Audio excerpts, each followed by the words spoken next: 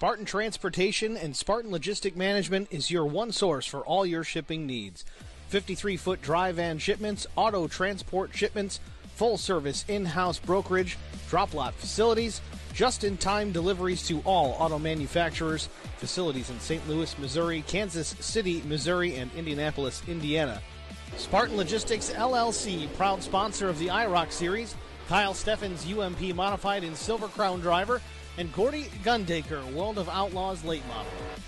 Visit us at spartan-logistics.net or find us on Facebook.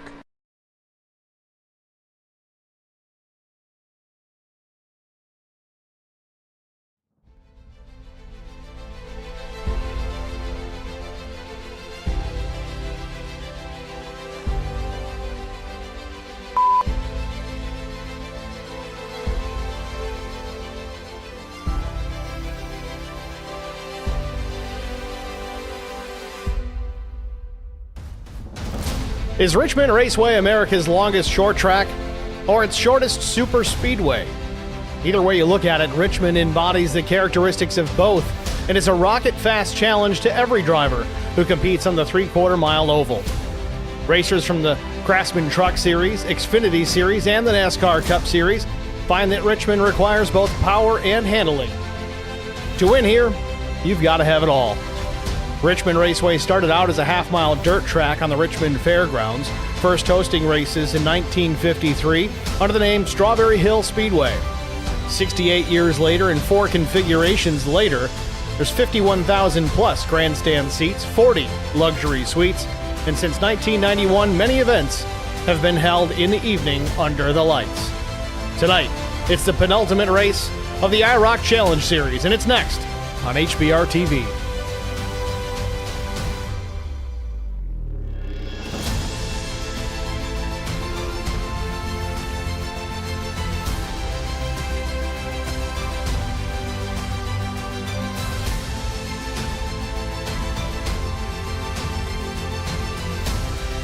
Good evening, everyone. Welcome to the virtual Richmond Raceway for the penultimate race of the IROC Challenge Series. 100 laps the race distance here tonight. We're running 2 sprint races, one here at Richmond this evening, and then immediately following tonight's broadcast here at Richmond, we'll switch over to Kern County Raceway for the season finale, where we will crown a champion.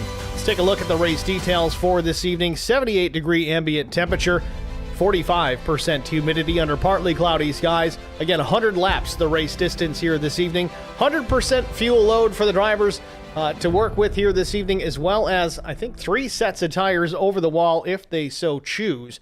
Warm-up just about wrapped up. 30 seconds shy of calling it quits on that. Qualifying already in the books. Full course cautions, of course, on. Green-white checkered attempts at 3 if necessary. And I do not believe they have fast repairs. No, fast repairs are at 0 this evening. Sorry for the late start, but glad we're here to bring it to you live.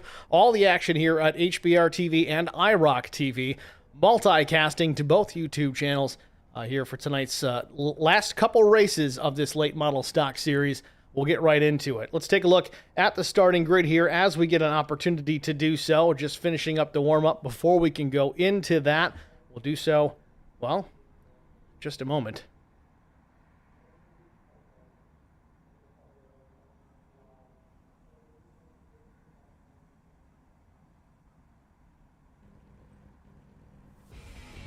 Short field here tonight. We've had some dwindling numbers as the season has wound down. That's okay. These guys will still try to make the best of it.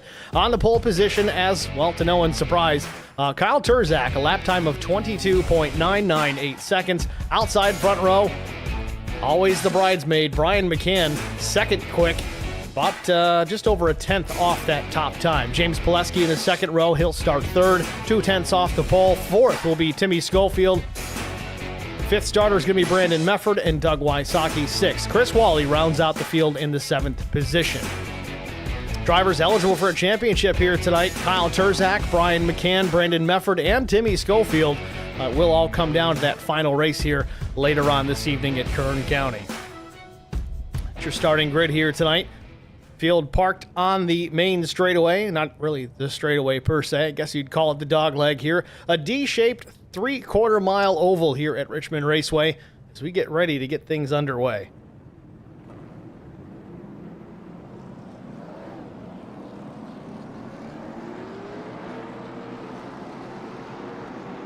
Kyle Turzak back in his familiar black and red number 51. Of course, Brian McCann to the outside. Timmy Schofield will start from the fourth position. James Pileski will start third. Fifth starter will be Brandon Mefford. Doug Wysocki back in the number 34. He'll start sixth. And then Chris Wally rounding out the field in the seventh position.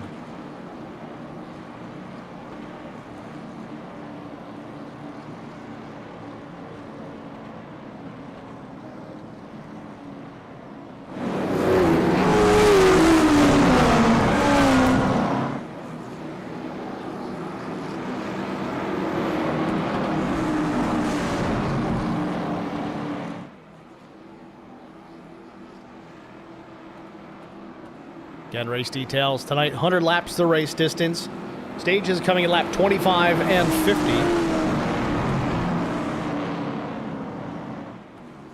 Track temperature a little warm, 119 degrees Fahrenheit. We'll see what that does for everybody here tonight.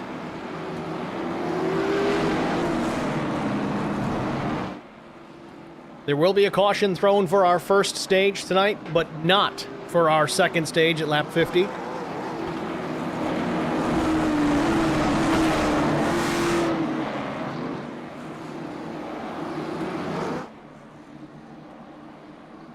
Pace car is in, field lined up, ready to go. Barney with the flag in hand, and the green flag is in the air. We're racing from Richmond Raceway.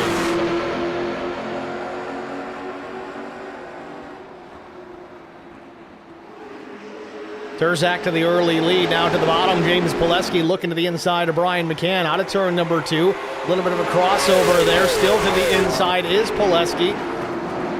Turzak continues to lead off turn 4. He'll lead lap number 1. McCann way up the racetrack. Pileski giving him lots of room to the right side of his number 93. It's been a little while. Pileski, a part-time driver here in the series, but showing up here trying to take a trophy away from somebody. But on the outside, Brian McCann still battling back around that number 93 machine into turn number 3.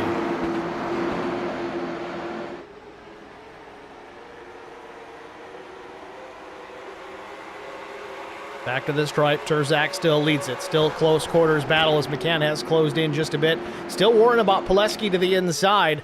Real loose off turn number 2 is McCann. Keeps his foot down on the floorboard.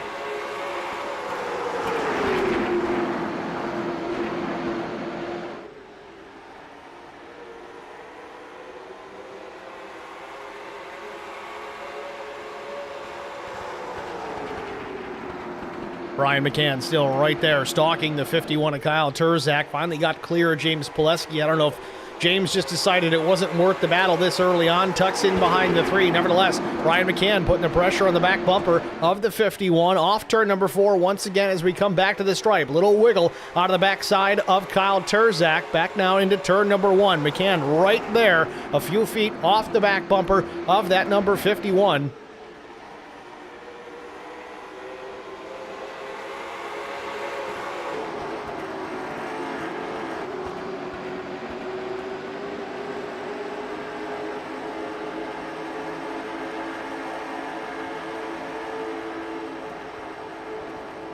McCann still right in the tire tracks of Kyle Turzak.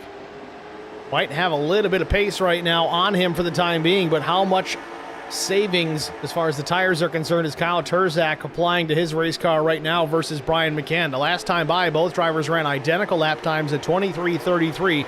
Back to the stripe. What do they run this time? Almost identical. Turzak a 100th faster at a 23:41. McCann not giving up. Pileski giving both drivers some room to run their race for the time being. We'll see. And we got to move to the inside. McCann goes to the bottom on Kyle Turzak. Rear end steps out just a bit. We got a drag race back to start finish. It doesn't pay any points or money right now, but still, we got a battle for the top spot here at Richmond. A little contact. Turzak turns down into turn number 1. Gets into the right side door. Brian McCann, both drivers still side by side out of 2. McCann tucks back in behind now, trails the 51 of Turzak into turns 3 and 4. And back to the stripe. Turzak, McCann, Pileski, single file as they work into 1.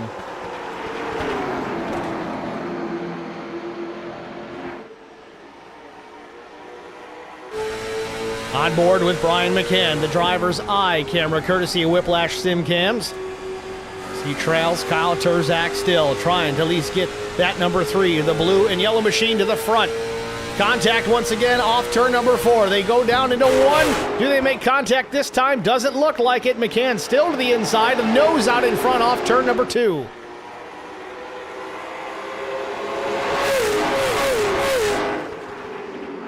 McCann not giving up, sticking to the bottom, sticking to the inside of Kyle Turzak. Out of turn 4 at the stripe. Looks like McCann, I don't know, he might have led that lap. If he did, it was by about an inch.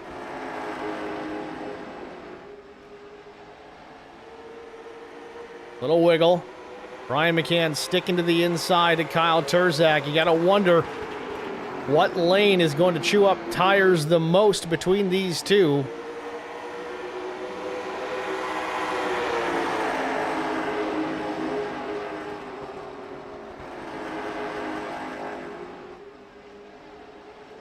Rubbing doors again off turn number 2, down the back straightaway. Turzak almost into the outside wall, couple inches shy, but doesn't make contact.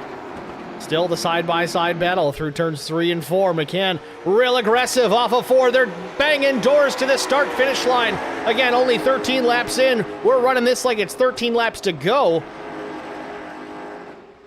McCann wants that top spot. He wants to get by Turzak, wants to get clear and lead this thing all by his lonesome. Turzak not willing to give an inch.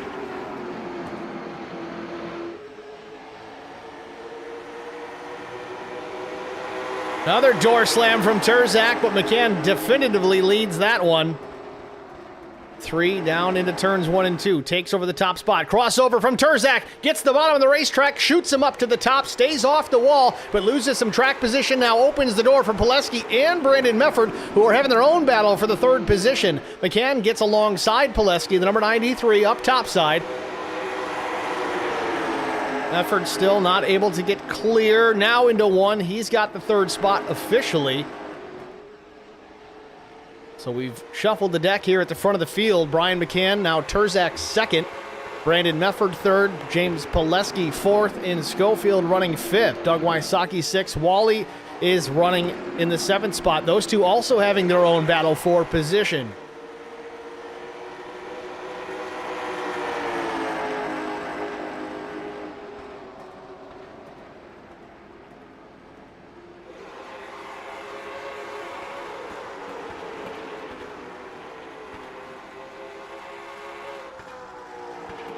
Chris Wally with the preferred inside lane, at least for the time being. Wysocki digging on the outside, some contact. Gets a little crossed up, does the 51 of Chris Wally. He's going to settle back into that 7th spot as Wysocki gets clear with that contact.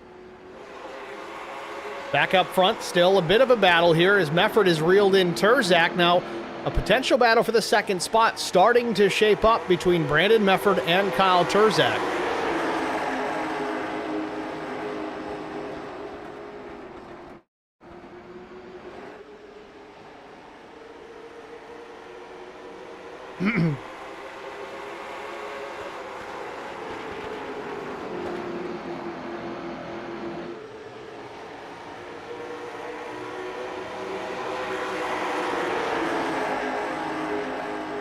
Sorry, I missed the mute button on the clearing of the throat.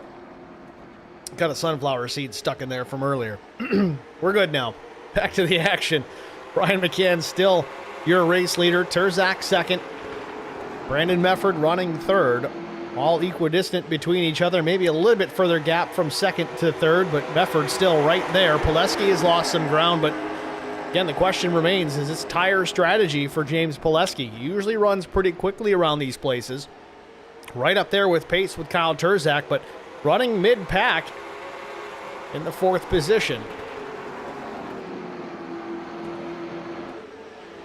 Again, the drivers do have 3 sets of tires over the wall, so 4 if you count what they started with. More than enough. Just a matter of how many do you want to take? How much time do you want to spend in pit lane to get that pit work done? Do you want to take just rights, or you want to go fuel only on this first stop? No sense in really trying to save a set or two. Might just all come down to track position.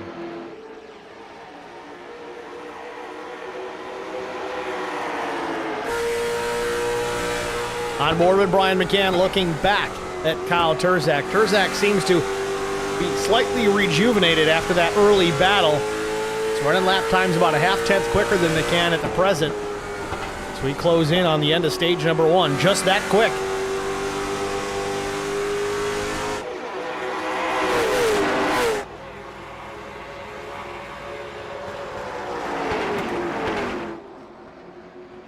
McCann with the lead. Turzak just a couple of feet off the back bumper of the 3 as they work out of turn 2. Brandon Mefford gets a piece of the wall on exit of 2. Not a lot, just a tiny scrape that right rear.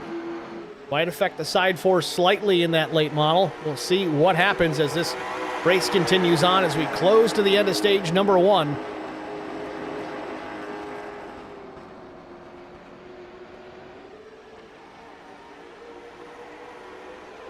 Turzak taking a look to the inside as they enter turn number 2. He's there. Jumps down to the bottom of the racetrack. Turzak looking for the lead back and maybe a stage win. Up the racetrack goes Brian McCann at the stripe. McCann's got it. When does the caution come out?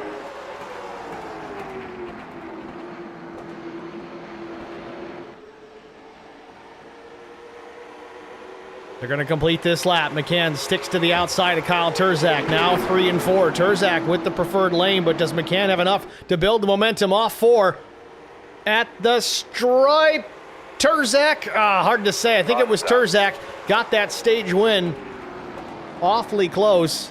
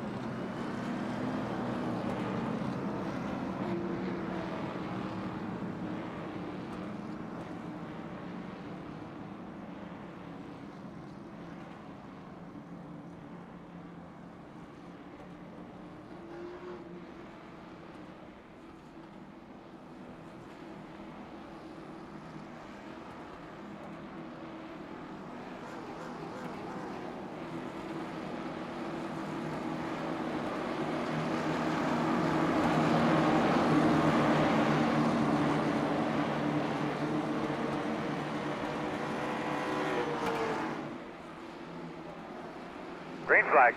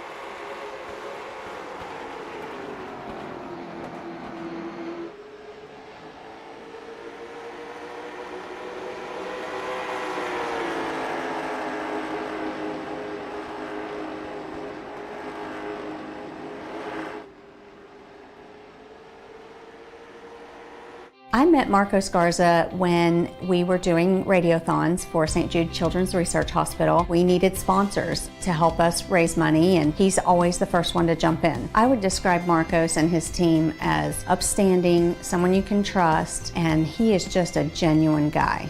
Marcos has been very generous. He has a genuine concern for people. You need somebody that cares about you. And that's what Marcos is, and that's pretty much what this firm is. The Garza Law Firm. Let us help.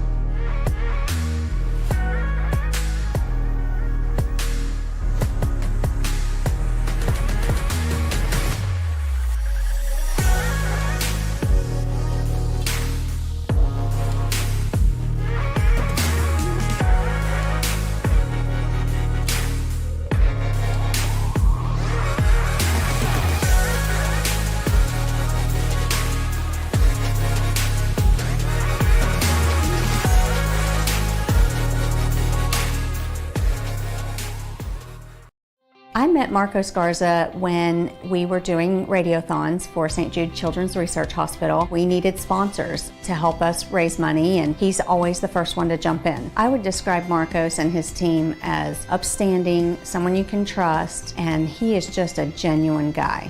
Marcos has been very generous. He has a genuine concern for people. You need somebody that cares about you. And that's what Marcos is, and that's pretty much what this firm is.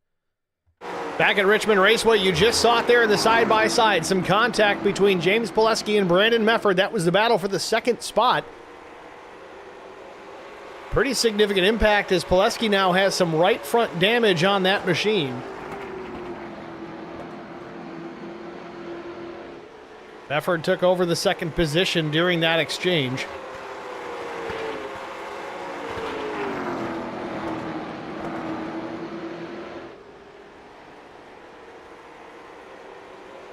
Meanwhile, out front, McCann still in command of this race.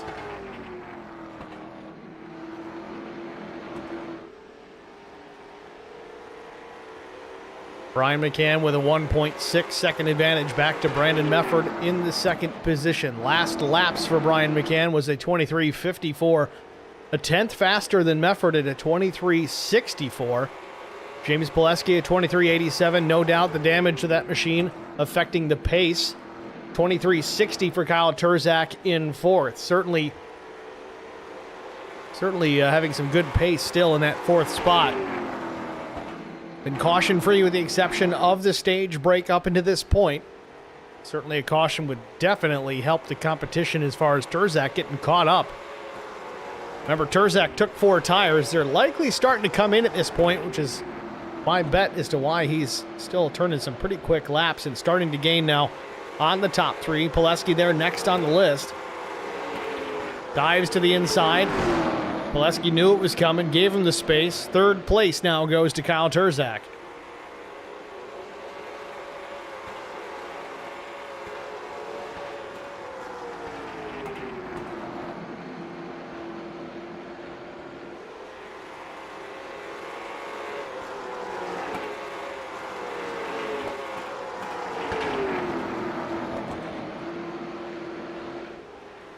McCann still with a 1.8 second lead over Mefford. 3.2 back to third place, Kyle Turzak. As Kyle said in the post-stage 1 interview, work is not done yet. Man, he's sliding that car too off turn number 2. We saw James Pileski doing the same, but after a while, I think the right rear tire just gave it up.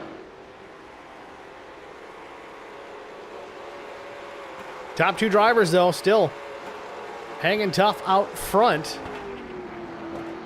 Only taking right side tires. Oh, Turzak in the fence off turn number 2. He's pushing the car hard. Really wants to get up there and battle with the top 2. Don't beat yourself. That's what they always say. Take what the car is going to give you. You got a third place car, take the third. Now, with the number of wins Turzak has this season, I don't think he's ever really had a third-place car here, but seems to be pushing the envelope pretty hard right now, trying to reel those top 2 in. Don't know if he's going to have the pace to do it here with 31 laps remaining. He's proven me wrong before. Time will tell.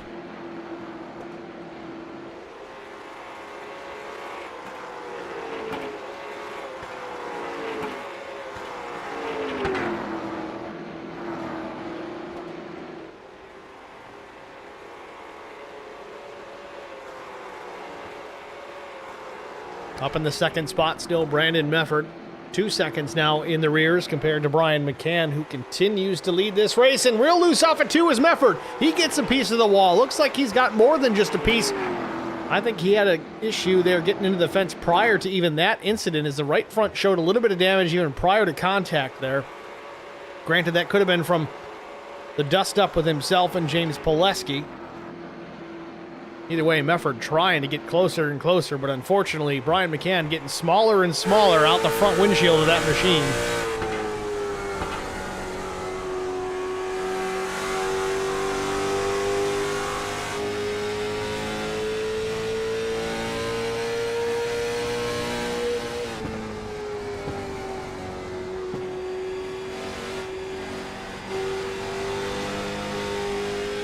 Yeah, Brandon Mefford appears to be battling some handling issues there in that second spot.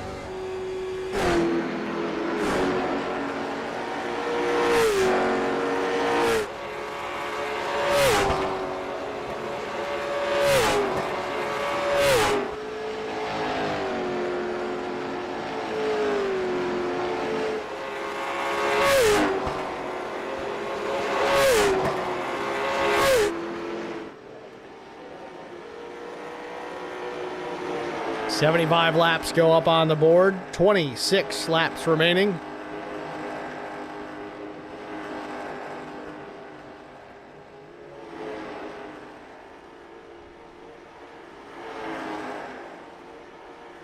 McCann able to dial it back just a bit, take care of those left side tires that have been on since the drop of the green flag. I don't know if McCann has put in some work this week trying to see if those left sides would make it full race distance here at 100 laps. Either way, the strategy's paying off. And frankly, I'm not really sure here. You're looking at the lap times. Turzak ran a 23.65 the last time.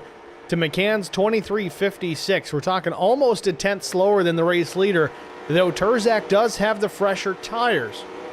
Don't know if maybe one of the cars sustained some damage in the contact that was made multiple times in those first 25 laps, or if it's just not as good on 4 as it is on 2. We'll see if that plays out here, or if these drivers even make an attempt at another pit stop, especially under the green flag. I don't think they're going to have to do that to make it to the end. Time will tell. I don't know what the fuel window is, but they were given a full load of fuel to start this race, and I would assume during the pit stop, the end of the first stage, drivers, if they needed some fuel, they were able to top it up. So 75 laps roughly, maybe a little bit less actually, given the caution laps post-stage break.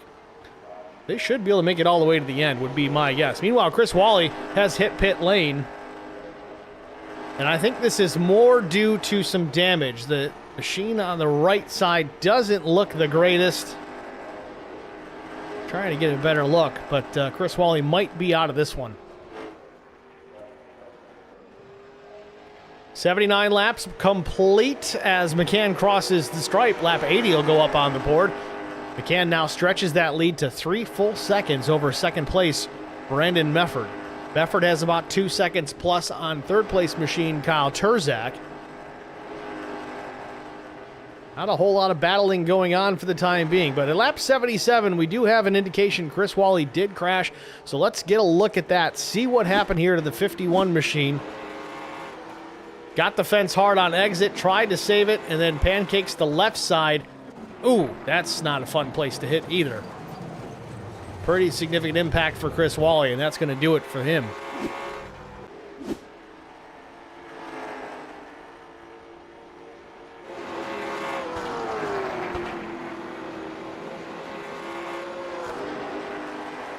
James Pileski still back in the 4th position, uncontested for the time being. Still, though, showing that right front damage. See if he can nurse this one home to the finish as Timmy Schofield there in the distance. About a third of a straightaway behind. He may be able to reel him in. Let's look at the lap times here. 23:92 for Schofield versus a 24:07 for James Pileski. About a tenth and a half between the two per lap.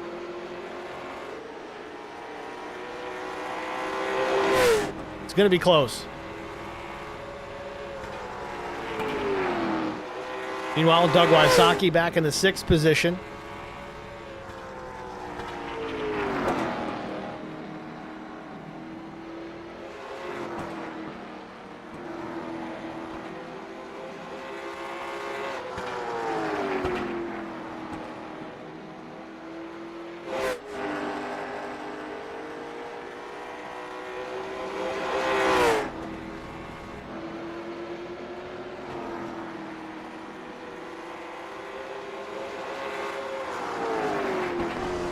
Tim Schofield getting a little bit larger out the rear view of James Pileski's machine.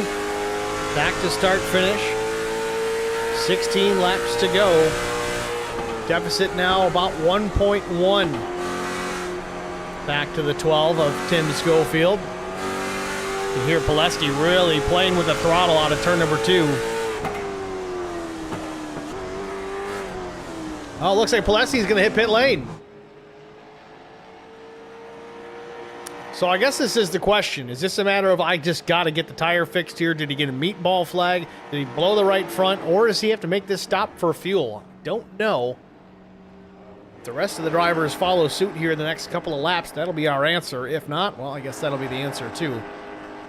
Pileski into the pit stall. He's going to put right sides on it, maybe just make it handle a little better and cross his fingers for something to happen. Drops the jack, back at it. My guess is meatball flag for the right front. Strictly a guess. Race leader Brian McCann still in charge here down the back straightaway. Brandon Mefford runs second, 3.8 seconds behind.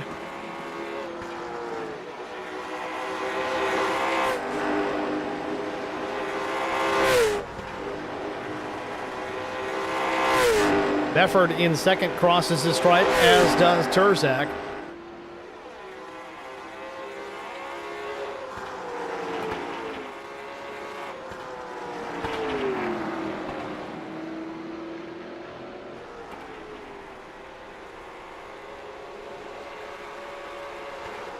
11 laps remaining here at Richmond. Again, stay tuned, folks. If you're still watching right now, we do have one more 100-lapper coming up immediately following Richmond. We're going to be out at Kern County through the magic of the internet. We can go from Richmond to Kern County in just a couple of minutes.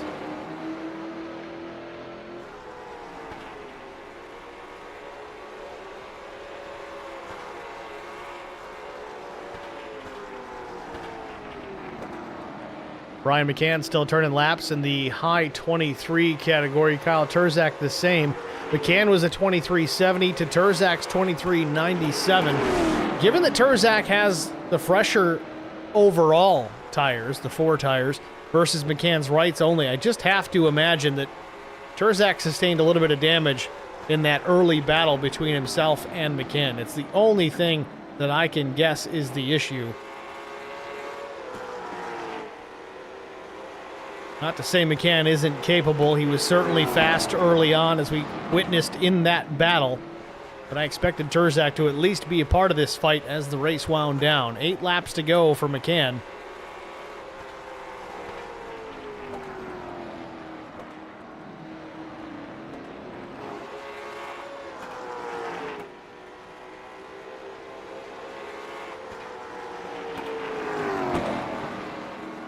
Doug Wysocki might be hitting pit lane. Indeed, he is.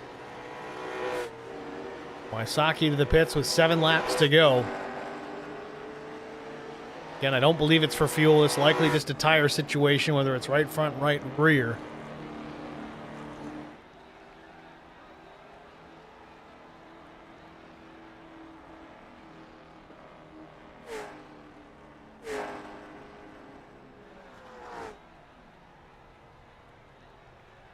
.34 in his pit box. Right side tire change. I'd imagine that's all he's going to do here.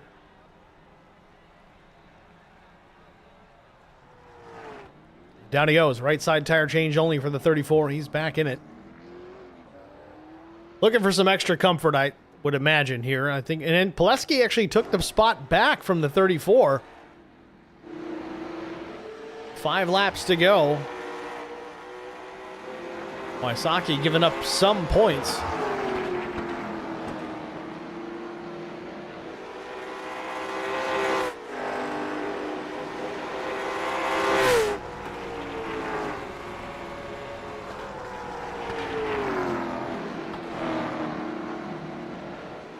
Meanwhile, Brandon Mefford has reeled Brian McCann in here with less than 4 laps remaining.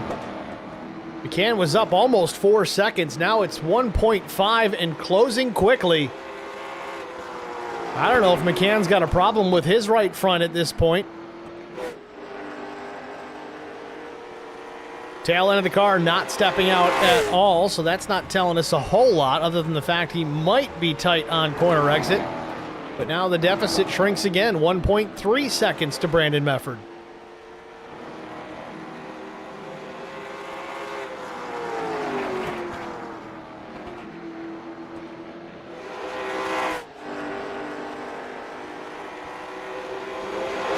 Two laps to go for Brian McCann.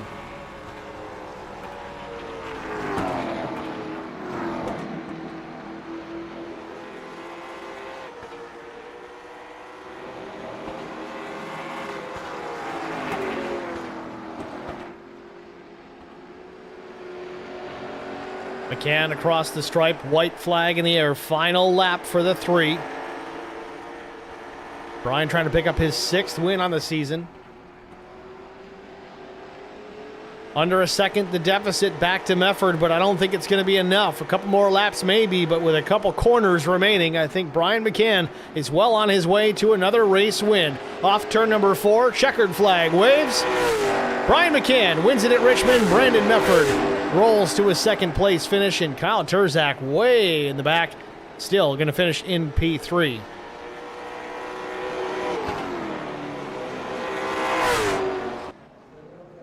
Brian McCann, your race winner. Quickly parks it on the backstretch.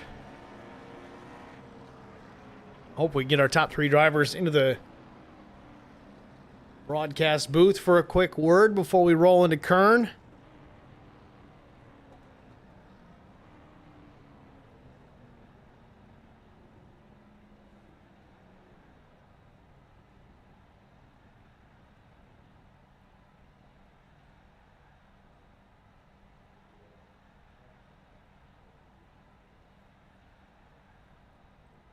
Taking a quick look at the race results before we talk to our drivers. Brian McCann, of course, your race winner. Brandon Mefford was second. Kyle Turzak third. Schofield was fourth. Pileski fifth. Wysocki sixth. Chris Wally, after a crash, finishes in the seventh spot. It looks like we've got a couple of drivers. First, we're going to go to Brian McCann and talk to the winner of tonight's race here at Richmond Raceway. Brian McCann, it's Steve in the HBR TV booth. You got me? Hey, I do. How's it going? It's going good, sir. Congratulations on the race win here tonight. Watching a great battle in that first stage between you and Turzak. Banging doors for quite some time. I don't know if there was some damage sustained to the 51 or not, but nevertheless, he edged you out for the stage, but never saw him really much after that. You won stage 2 and then eventually the race, man. Tell us about it. Yeah, that stage points count. So we were racing real hard for that stage 1, and I just cooked my tires. So I got in front of him, but man, tires were done. So he was able to get back around me. So that sucks. But that was some hard racing. So shout out to Kyle there. And then I went on my long run strategy at the end. So that paid out pretty well too. So I'm just glad to pull a win here and stage 2. Fun sprint race to watch. What can we expect at Kern here in a little bit? Well, now that I believe I'm in the lead for points, Kyle's going to be coming after me, so I got a target on my back. So hopefully that goes my way. It's all what we hope to have happen. Brian, congratulations, man. Good luck at Kern here in just a little bit. Thank you. It's Brian McCann, your race winner here at Richmond. Next, we're going to talk to Brandon Mefford. Quickly get a word into our runner-up finisher, Brandon Mefford. Steven, HBR TV. Got us? I got you, bub. Brandon, congratulations. We'll make it relatively short and sweet. Want to talk about the battle and then some contact with the 93 of James Pileski. I caught it kind of last minute. Tell us about it from your perspective. What exactly happened there? I think it was off turn number 2. Yeah, we got a little loose. Got a little tight and then a little loose there. I think he bounced off the wall back down into me, but I probably didn't leave him enough room to make that corner. So my apologies out to him if that was the case. Just good hard racing. Had to get by him so I could start saving that right front tire and try to make it to the end. Certainly a fun race to watch. Lots of action. Even though we got a short car count, you guys have certainly made it look good regardless. We're looking forward to more of that here at Kern County here in just a little bit. How do you feel about Kern County? A little bit smaller racetrack, maybe a little bit closer quarters. You got a shot at making this one a win here at the end of the season? Well, yeah, it races a little bit like Slinger, so the corners do anyways. But you got the straightaways that are a lot wider and a lot longer. So feel pretty good about going there and battling these guys for the win here. Looking forward to it, Brandon. Thanks for talking to us, man. Good luck in race 2. Thanks, Steve. Brandon Mefford, your runner-up. Next, we're going to talk to Kyle Turzak. I'm real curious to see what Kyle has to say about how this race progressed on. Kyle, it's Steve with HBR TV. You got a copy? Yes, sir. Kyle, a good run here nonetheless. You sound frustrated immediately. I can kind of understand that. You seemed fast out of the gate. You won that first stage. Was it a matter of just maybe some damage with the contact with McCann in that first stage, or was it, I don't know, he took right sides, you took 4. Did the car seem to handle worse on 4 versus 2? No, it's just the issue is that it's dirty air, and iRacing's dirty air is just terrible. As soon as you get into it, you might as well just say bye to the right front. And once again, it prevailed, and yeah. Well, we can look forward to Kern County here in the next few minutes, the final race of the season. I think this win puts McCann in front. What's the strategy going into Kern here? Is it just hammer down and go after it, or what?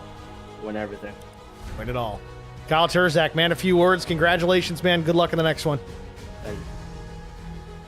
With that, folks, we're going to step aside, get a break out of the way, and we will be back shortly here at Kern County Raceway for the season finale of the IROC Challenge Series. Stay with us. We'll be right back. I met Marco Scarza when we were doing radiothons for St. Jude Children's Research Hospital. We needed sponsors to help us raise money, and he's always the first one to jump in. I would describe Marcos and his team as upstanding, someone you can trust, and he is just a genuine guy. Marcos has been very generous. He has a genuine concern for people. You need somebody that cares about you. And that's what Marcos is, and that's pretty much what this firm is. The Garza Law Firm. Let us help.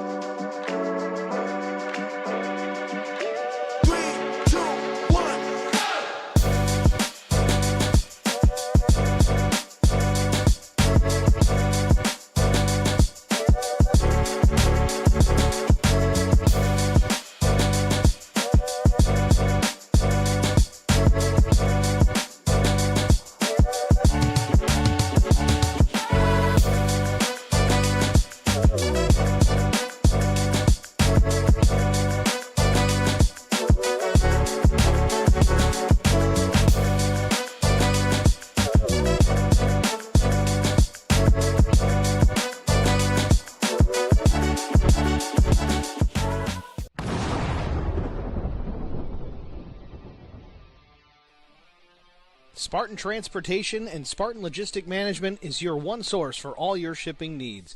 53-foot dry van shipments, auto transport shipments, full-service in-house brokerage, drop-lot facilities, just-in-time deliveries to all auto manufacturers, facilities in St. Louis, Missouri, Kansas City, Missouri, and Indianapolis, Indiana.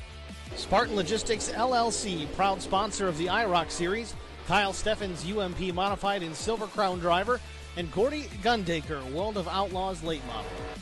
Visit us at spartan-logistics.net or find us on Facebook.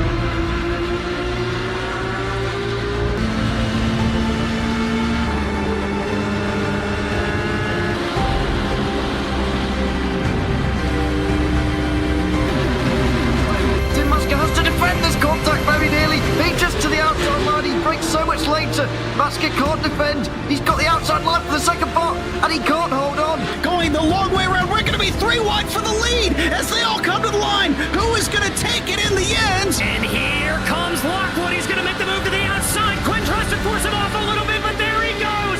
It's going to be side by side through turn 1. Will he be able to cover him off? He does.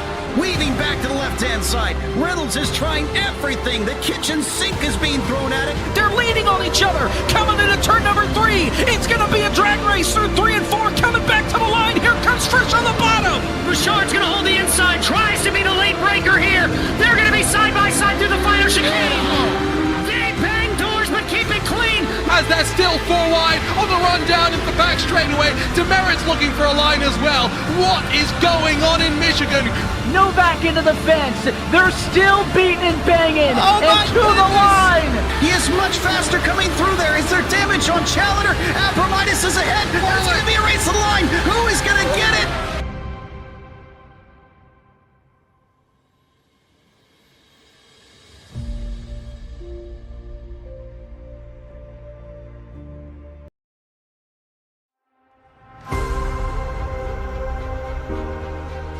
Going to try and stop Smith. He drops down below, throws the block, up the racetrack, throws another block. McCann goes to the outside, 3 wide for the race lead in the win here in Daytona. Crosses the stripe and we're all reckoning. Brian McCann takes the checkered flag. Blaze has newer tires, 6 laps newer to be specific. Into 3 and 4 for the final time. He makes some contact with Zach Millett. Millett drops it back to the bottom. Off of turn number 4 for the final time. Zach Millett's going to win through the trial for the final time. And oh, they're wrecking. Big trouble. Vincent Short sneaks through, and I think Short's going to win this. He does. Vincent Short wins.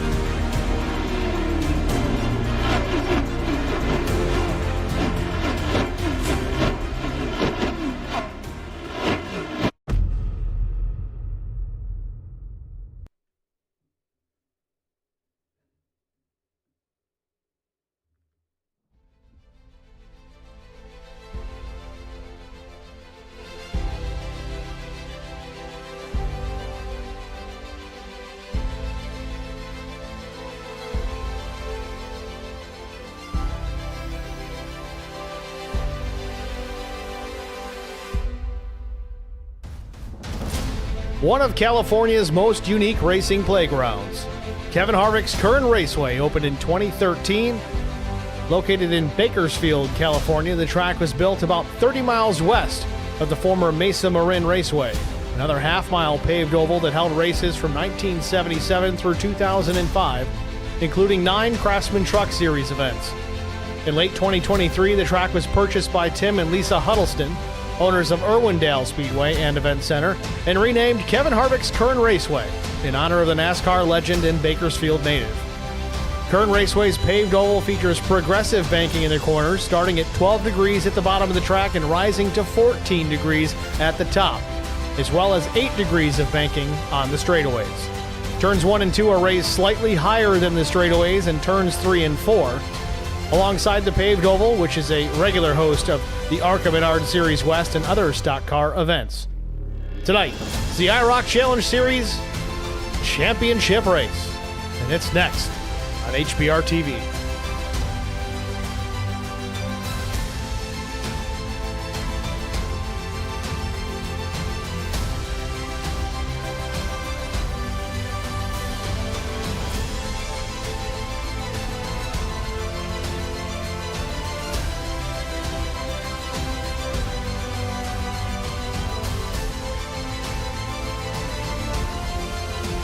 Good evening, everyone. Welcome to race number 2 of the evening and the final race of the season, the IROC Challenge Series presented by RS12 Esports.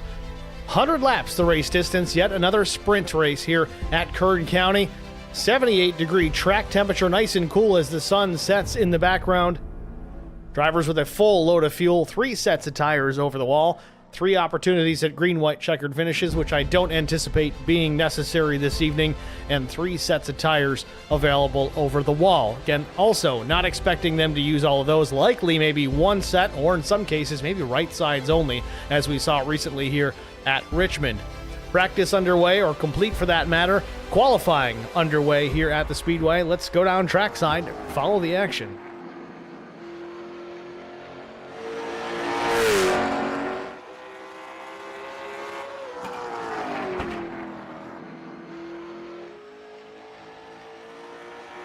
Kyle Turzak, we talked to him post-race from Richmond just a moment ago. Wasn't too pleased. Ran an 18:32. That's his fast time for now. We'll see what Brian McCann has to offer. So he sits in pit lane.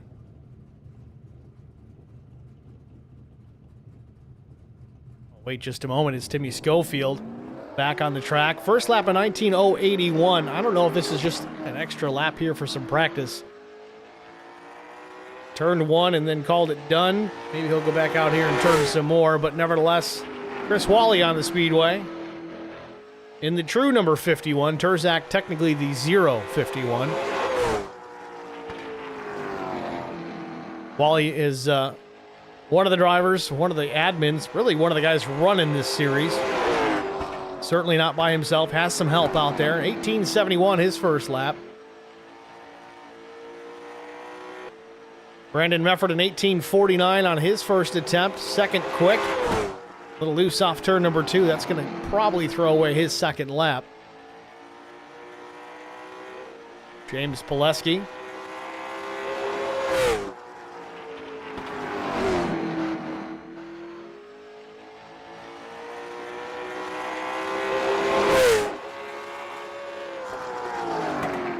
(19:1:21), fifth quick for James Pileski.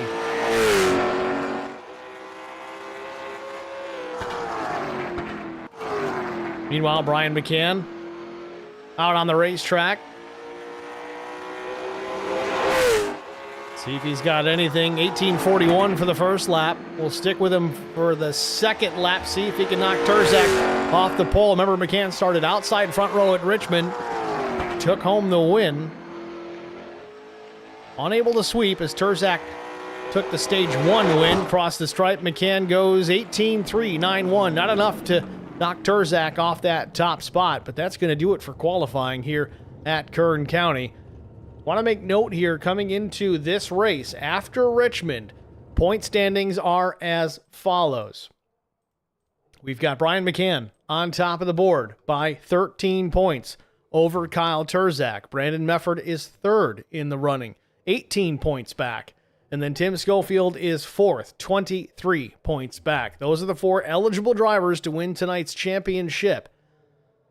It may really just come down to finishing positions, but I don't know. I think it's really just going to come down between Brian McCann and Kyle Turzak, though. Don't count out Brandon Mefford or Tim Schofield. Either one of those drivers can certainly walk away with the title here this evening. We'll see how that plays out throughout the course of this race, albeit going to be a short one, 100 laps, the race distance as we talk, same as Richmond. A little bit smaller track, though. It may get done a little bit faster than we had planned. With that, though, we still have some time left. We're going to step aside for a short break. We'll be back after this.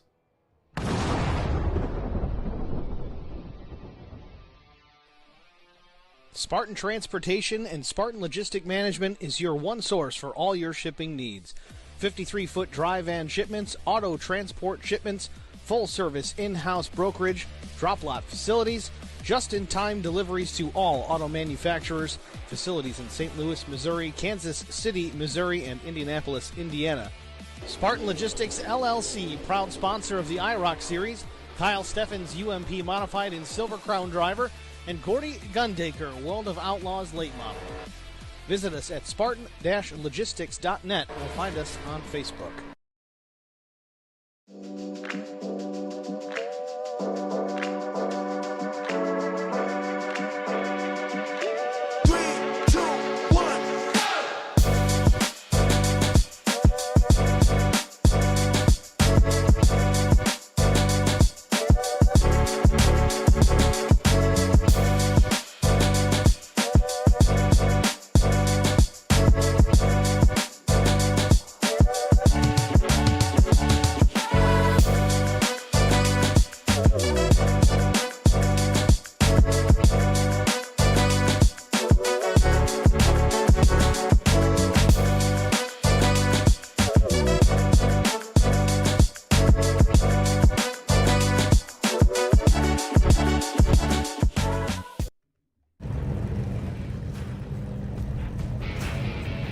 Welcome back to Kern County. We're going to take a look here at our starting grid on the pole position with a lap time of 18.323 seconds. It's the 051 of Kyle Turzak outside, front row, the current points leader, Brian McCann, 68 thousandths of a second shy. Row number 2, it's James Pileski and Brandon Mefford. Row number 3, Chris Wally and Tim Schofield. Shotgun on the field, it's the 34 of Doug Wysocki.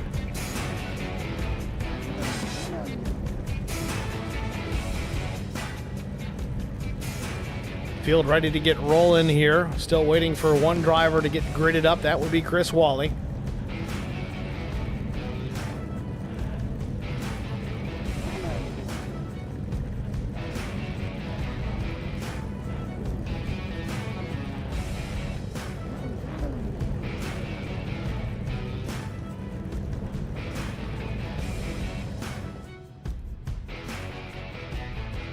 Again, let's take a look at the race information once again. 100 laps the race distance to decide a champion here this evening. 78-degree ambient temp, 45% humidity under partly cloudy skies.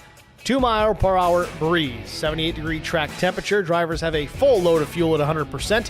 3 sets of tires available over the wall, though. Again, I highly doubt we'll see them change them more than once. Field begins to roll away.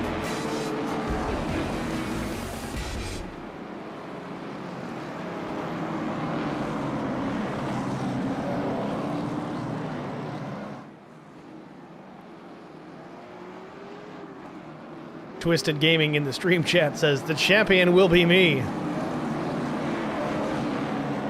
Don't let him fool you. I think Twisted Gaming, if I remember correctly, is the race official this evening.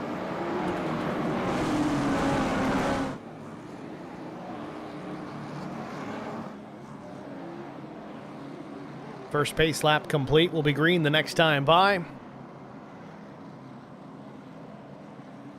For yet another 100 laps here at Kern County Raceway. Should get this one done in a hurry.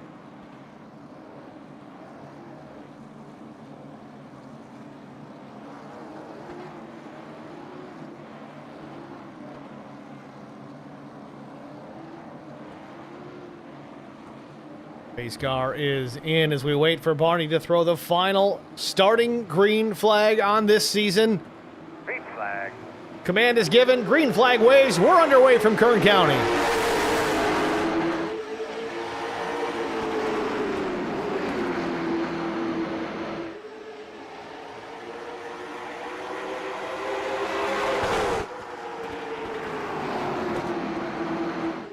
Turzak leads them to lap number 1. Battle for second. Pileski to the inside of Brian McCann. McCann's got his hands full with the number 93 of James Pileski as he loses that second spot. Crosses over, looking for it back. As the 51 of Wally's loose off turn number 2. Hammers down the brakes and saves it. Doesn't hit the wall, but he's going to be in the rears big time early on here at Kern. Meanwhile, still the battle for second spot.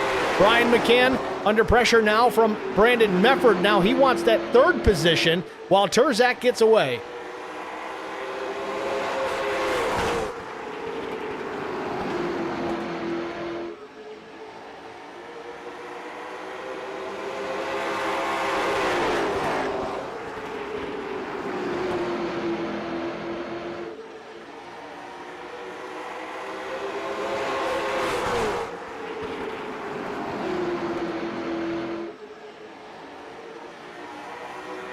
Turzak scrapes the wall just a bit, coming to start finish. Minimal damage, if any.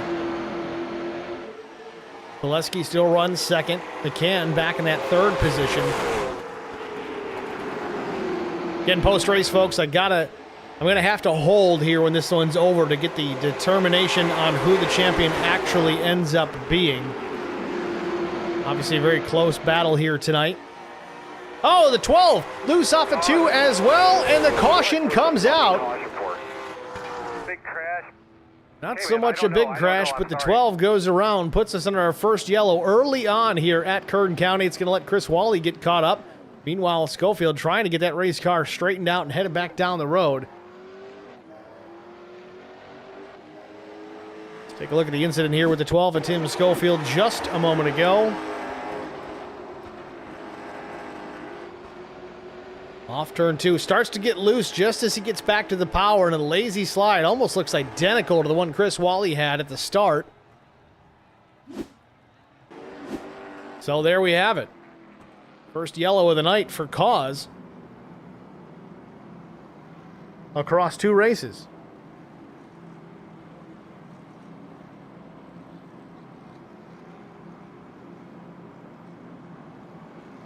Now the question will be, does anybody even bother to pit? It is relatively early. We've only run, I think, about 6 laps under green prior to the yellow coming out.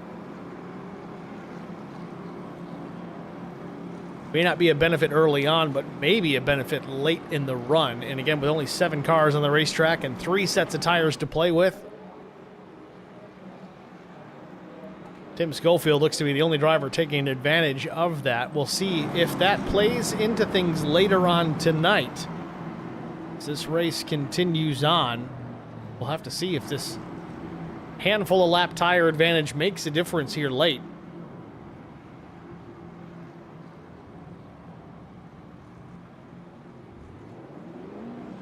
Again, keeping in mind the stages will be 25 and 50. Caution will be thrown for the first stage, not for the second. Schofield takes rights only. I think that was just to stay on the lead lap. May have time to jump down and take the lefts as well. No, he stays out.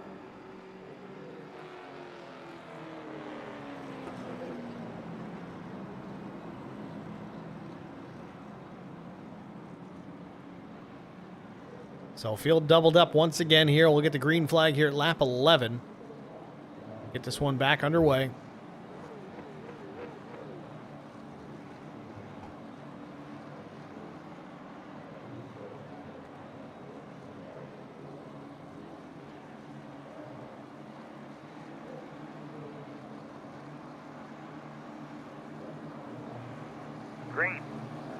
Green flag back in the air. Turzak with a good jump.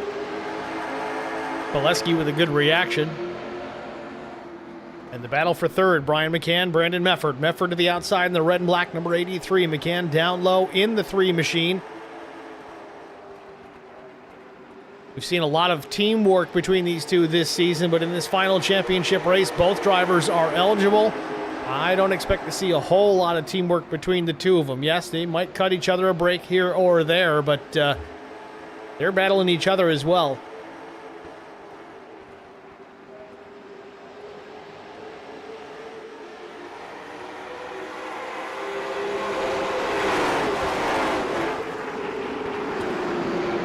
Mefford takes the third spot. Brian McCann slips back to P4. Kyle Turzak mentioned previously when we talked to him post-race from Richmond how even on these short tracks, these late model stocks, dirty air really does come into play, at least on the iRacing side of things. Really causes that right front tire to burn up.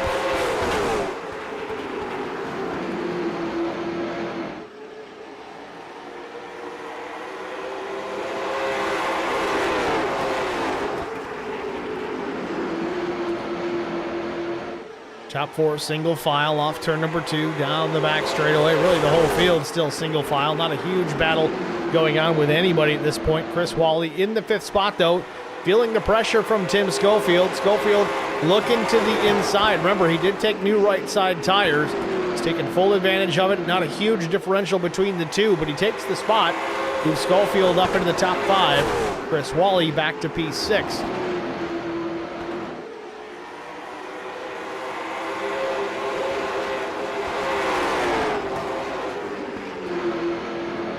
Brian McCann getting closer to Mefford once again, wants that 3rd spot back. Needs to work his way towards the front of the field if he wants to do anything with Kyle Turzak, but he's got a couple of fast cars in between himself and Turzak. As if passing Kyle Turzak wasn't hard enough. You got to get through these guys just to get there.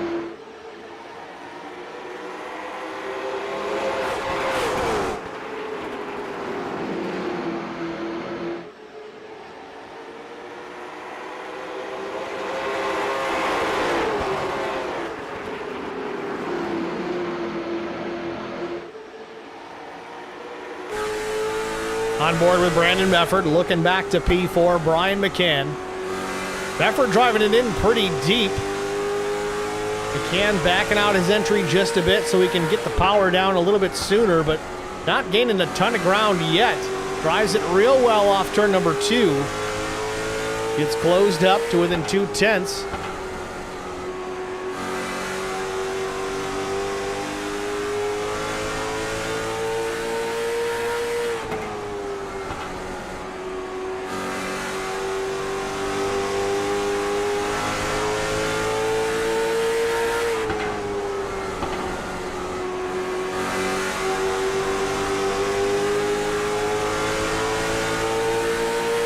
Top 3 drivers the last lap all ran 18.59 seconds. Turzak, Pileski, Mefford. Identical lap times that last time by.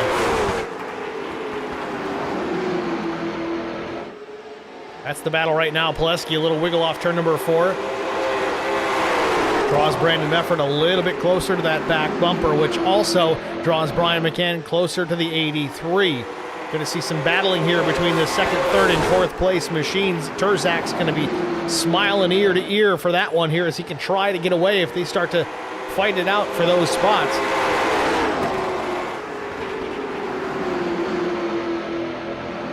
Remember, stage breaks at lap 25 and 50. We're about to put lap 25 on the board. Turzak still well in command of this one, trying to gobble up some more points as he crosses the stripe.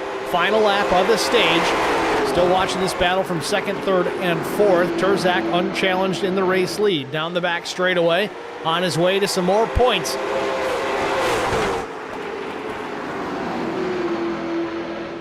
Off turn number 4, Turzak will take the stage win.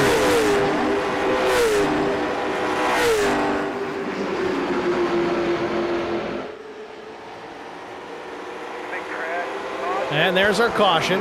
Took a minute, but we got it. Turzak with the stage win.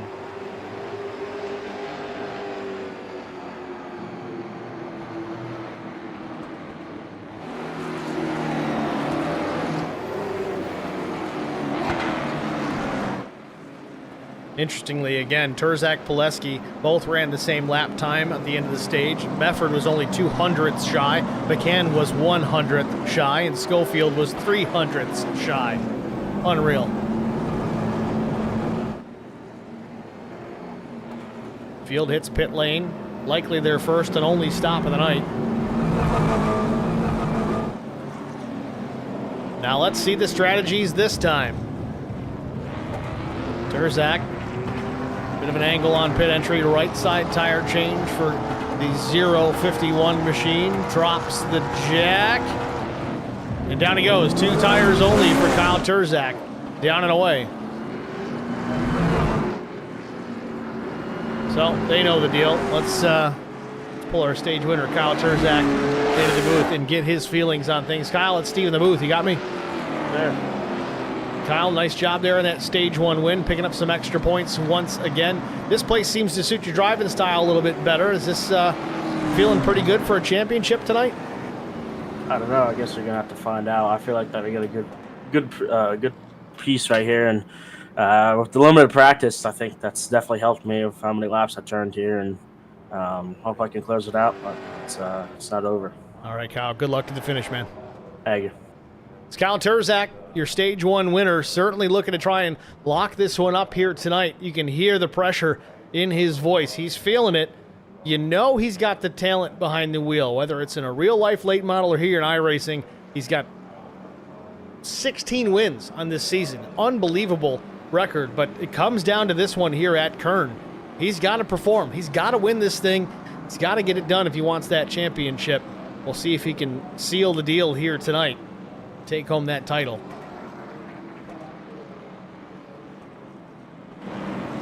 Brandon Mefford giving a little bump to the 51. Pace car lights are out, so we're quickly going to go right back at it here. It'll be 70 laps to go as the green comes out.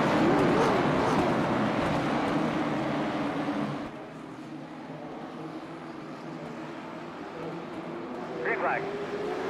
Green in the air. Pileski spins the tires just a bit, but he gets a good jump. In fact, he beats Turzak to the start-finish line.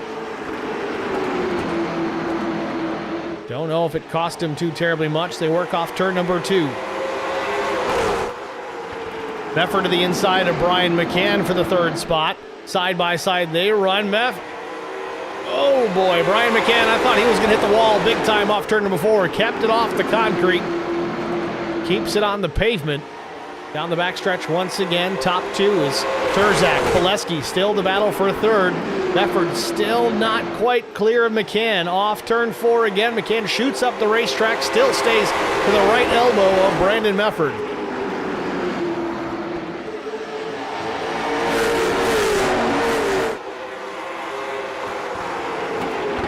Mefford finally gets clear of Brian McCann for that 3rd spot.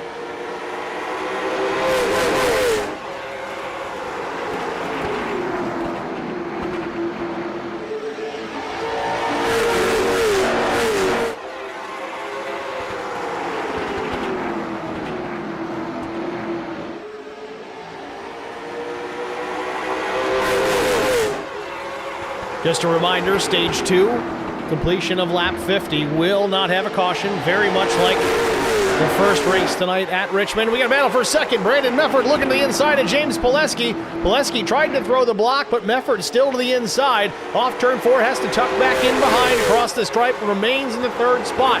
Didn't want to push too hard because then he would risk opening the door to Brian McCann.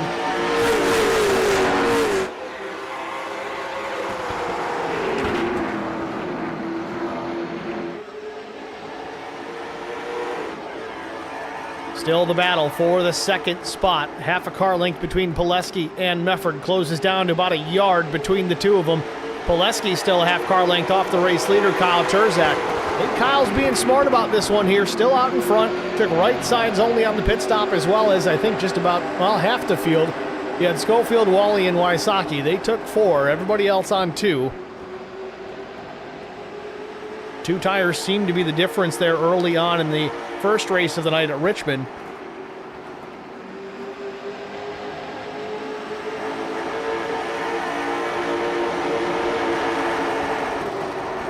as it runs here tonight. Terzak still out in front. Pileski second. Brandon Mefford is third. Just curious if the dirty air is really affecting these drivers the same here as it did at Richmond, those that are in traffic. Got to take care of that right front tire if that's the case.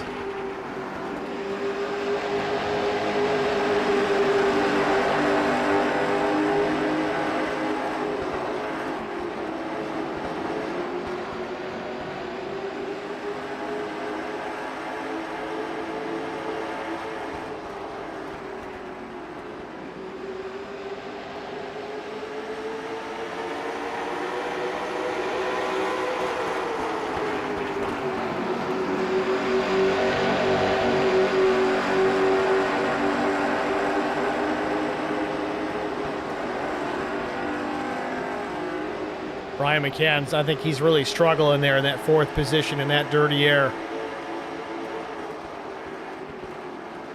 Tim Schofield still in the fifth position, up one spot from qualifying. Chris Wally still in it here in P6. Doug Wysocki rounding out the field in seventh, but just a few car lengths off the back bumper of Chris Wally.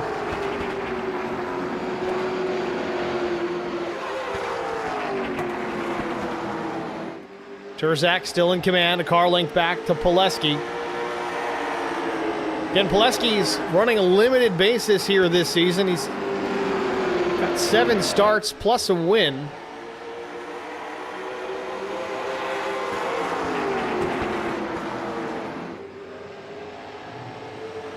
As it is, Pileski still 5th in points.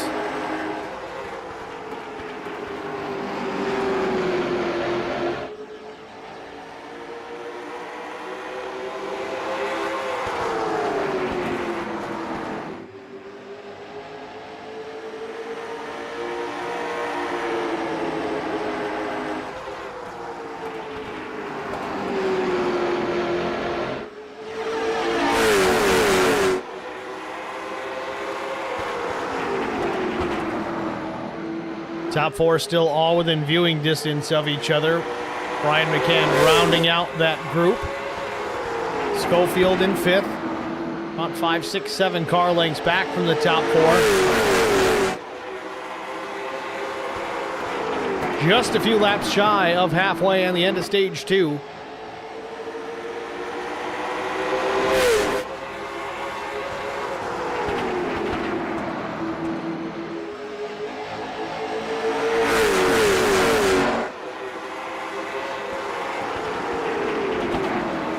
Right on board here with Brian McCann in the 4th position. You can see those 3 drivers just ahead, but it doesn't appear he's able to do anything with them at this point.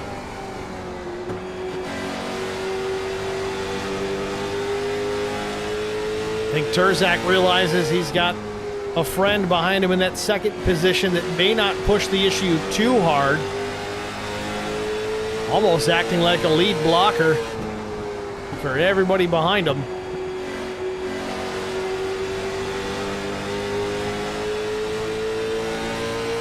Which some guys might frown upon that, some don't.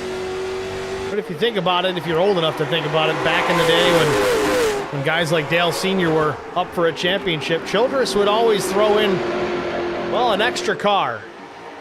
Someone would pick up that number 31 machine and drive it, whether it was a Jeff Green, a Mark Green, maybe a Mike Skinner, or really anybody that was willing to turn a wheel just to get an extra car out there, whether it was for a lead blocker or to take up a finishing position somewhere in the field so that if something happened to the 3, he would still be able to secure that title.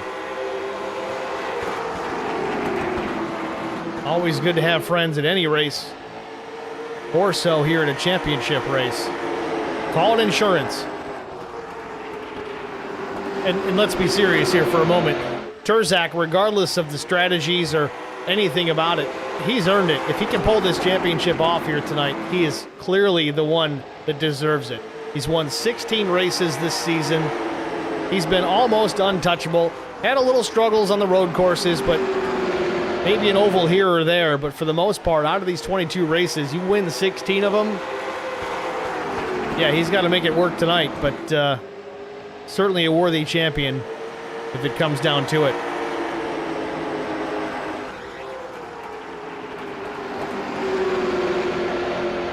Stage 2 obviously complete here. 55 laps in. Was Turzak, Pileski, Mefford, McCann, Schofield, then Wally and Wysocki.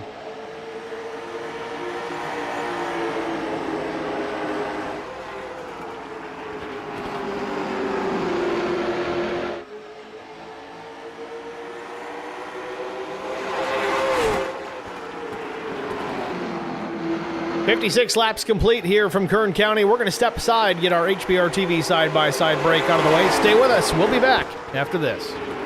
I met Marco Scarza when we were doing radiothons for St. Jude Children's Research Hospital. We needed sponsors to help us raise money, and he's always the first one to jump in. I would describe Marcos and his team as upstanding, someone you can trust, and he is just a genuine guy. Marcos has been very generous. He has a genuine concern for people. You need somebody that cares about you. And that's what Marcos is, and that's pretty much what this firm is. The Garza Law Firm. Let us help.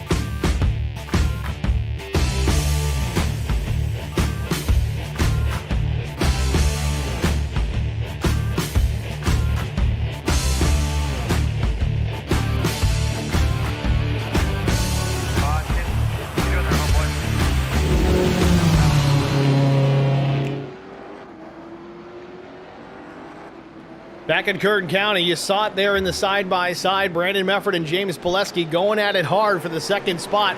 Ultimately, something had to give, and unfortunately for the 83 of Brandon Mefford, it was him. Around he went. Caution on the speedway. He's trying to get caught back up. Seemingly not very pleased with the 93. We'll see what happens here, if anything. Yeah, there it is. Not pleased. Oh, and around he goes again.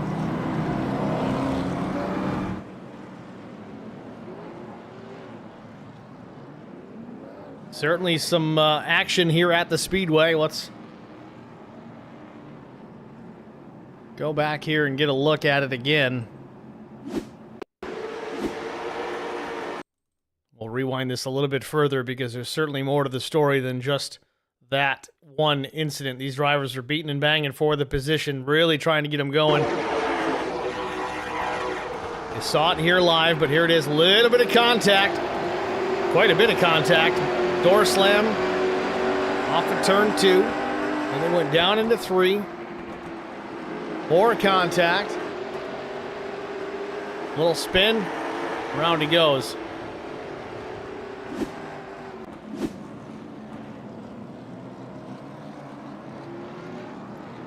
So going back on things, Turzak still remains with the race lead. Took 2 tires again. So did James Pileski. So did Brian McCann. Timmy Schofield, Doug Wysocki, Brandon Mefford, and Chris Wally appear to have all taken 4 tires. Now, we didn't get to really see this in the first race as we had the stage caution at 25 and then nothing thereafter. Now, we had the stage caution at 25 here tonight. But at lap 66, we have a natural caution and some drivers going for 4 versus 2. See if that really pays off. Tim Schofield, the first driver on the track with 4 tires. He's going to restart in the 4th spot. See if he can carry that a little bit further. Maybe pick up a surprise win here tonight. Be his first of the season.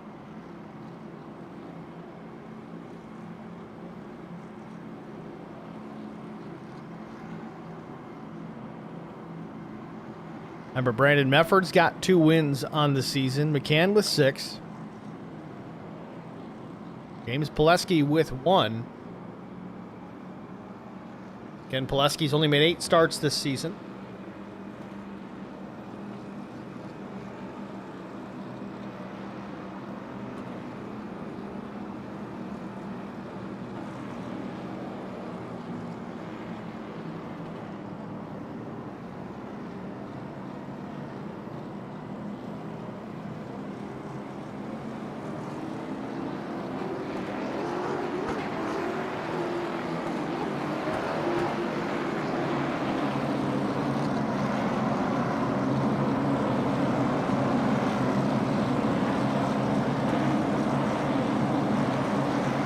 Pace car is in as we get ready to go back to the green flag. Green flag. Terzak with a big jump. Good reaction again by Pileski. Third place. Possibly contested. Schofield, no, backs out of it.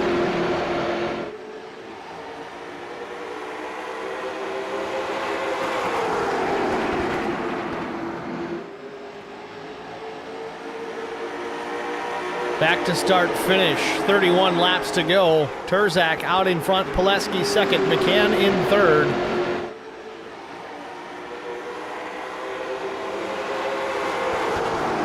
Want to make mention, those of you that might be headed up to Watkins Glen International this weekend for the IMSA 6 hours of WeatherTech Sports Car 6 hours of the Glen.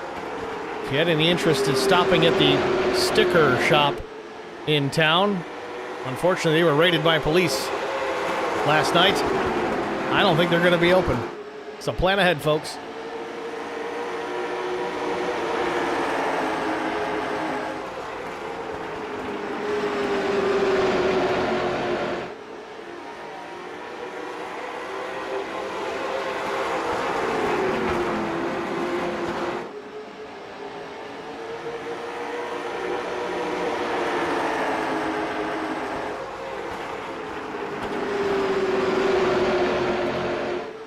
Terzak remains out in front. The battle is strong for the second spot. Pileski's got it for now, but McCann was right there to the back bumper just a moment ago. Let's go on board with the 3.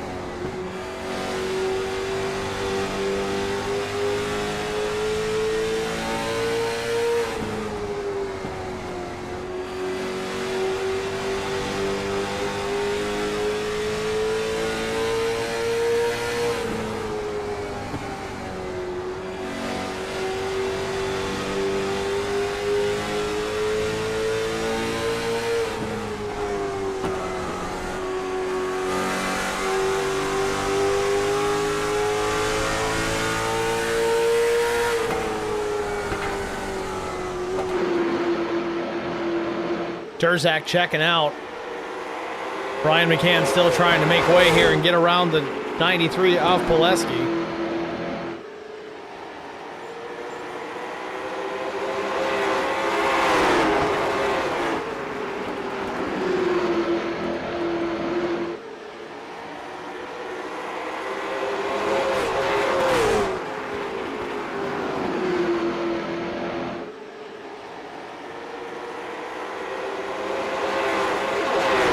Great battle for position here in the second spot, but Brian McCann's running out of time. He's got to do something with the 93 here if he wants to try and run down Terzak.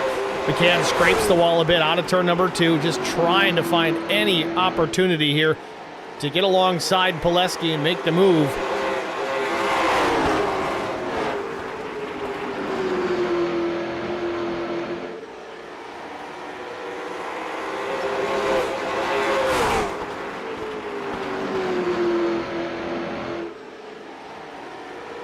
$20 laps to go from Kern County. Terzak still out in front, trying to cruise his way to a championship. Pileski, the fly in the ointment of Brian McCann. Brian trying to get around for that second spot, trying to close the gap the best he can And there he is, crossover, looking to the inside. Gets alongside the 93 into turn number 1. He is there, but can he complete it? Drives it down to the bottom, gets the car to turn very well, but Pileski has the run off at turn number 2. Gets back clear of the 3 once again.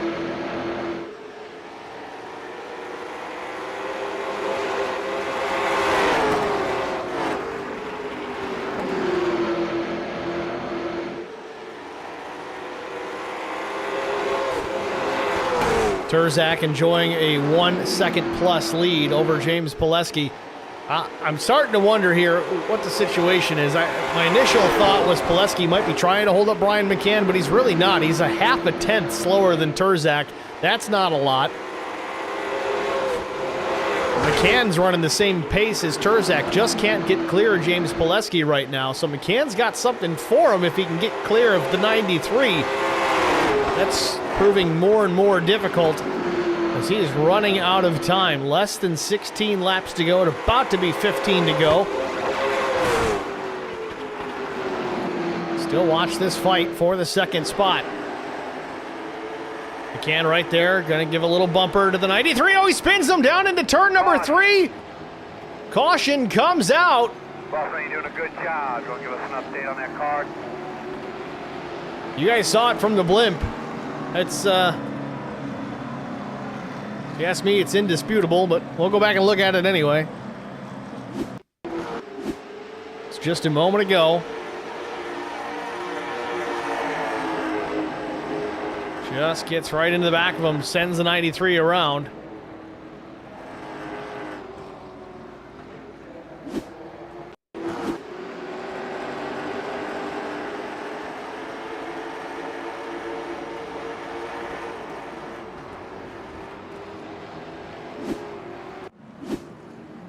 So McCann's going to come to pit lane, and I don't know if this is admin related or if he's just going to try and wing it here and get some tires. I don't know if there's enough time for that to even be effective. We'll see.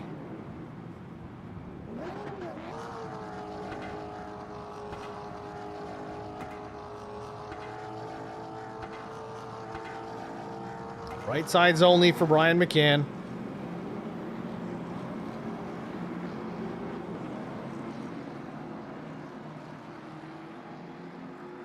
Well, it certainly got interesting. I'll give you that much.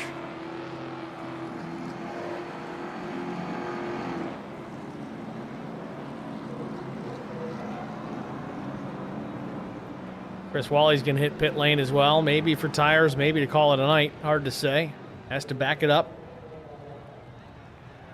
The fact that he backed it up tells me he's just getting some tires. He'll get back out there.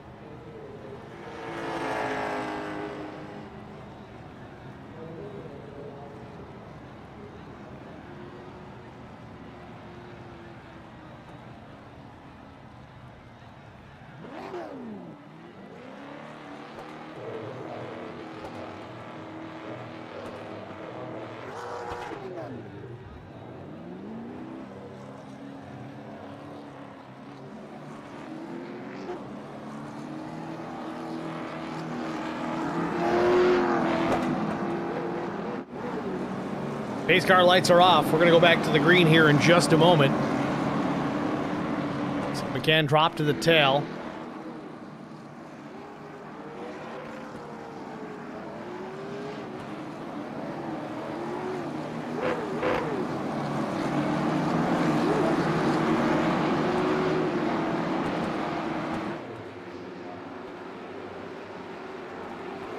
Green flag.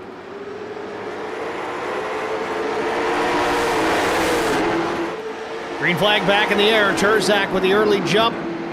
Gets to the top spot. Gets clear of Brandon Mefford. Oh, trouble! Pileski gets turned again down the back straightaway. Caution is out another time. And I'm not certain, but that might have been off the nose of Brian McCann yet again.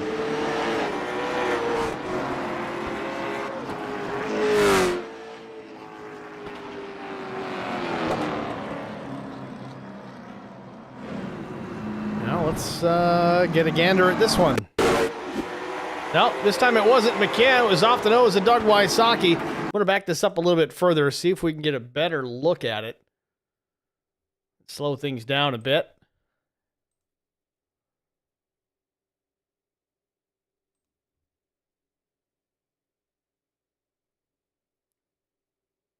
Looks like the 93 did just come up into the 34. It was not quite clear.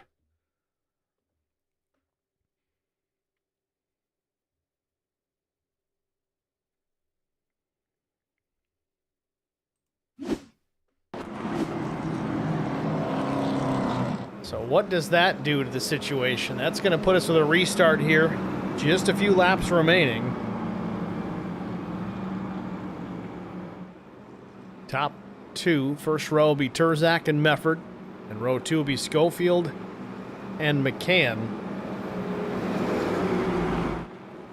Ironically, those are the drivers all eligible to win this title here tonight. McCann, Turzak, Mefford, and Schofield.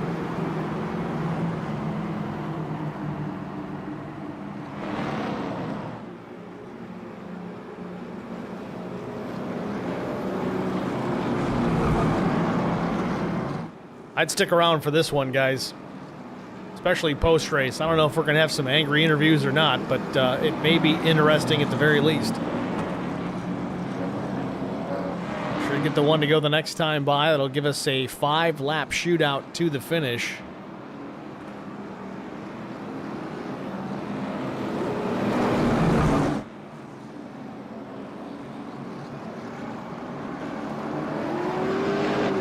There it is. Pace car lights have gone off.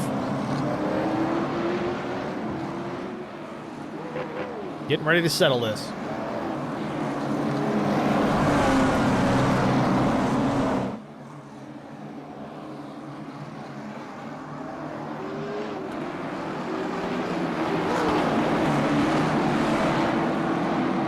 Pace car is in.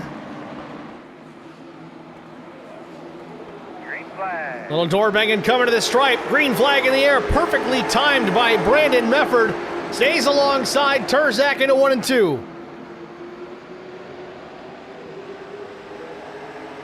Drag race down the back straightaway into turn number 3. Turzak with the inside. Drives it down to the bottom. Slips up the track just a bit. Clears Mefford. Mefford trying to cross over.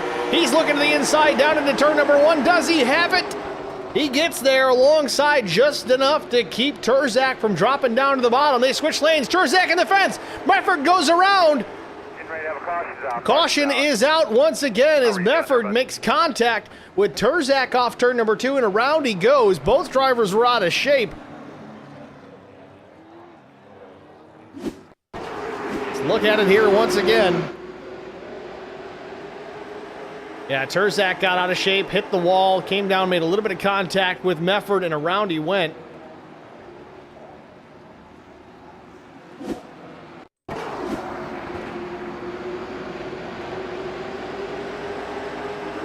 I don't know if Turzak got the wall. He was certainly loose on exit, but I don't know if he hit the wall or not.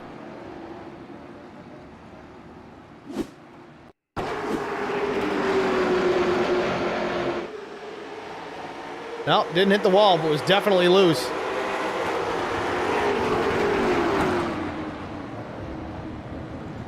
You can tell these guys are giving it all they got here in the latter stages. Looks like we're going to go to NASCAR overtime. Or IROC overtime, for that matter. Late model stock's not really a NASCAR series by any means.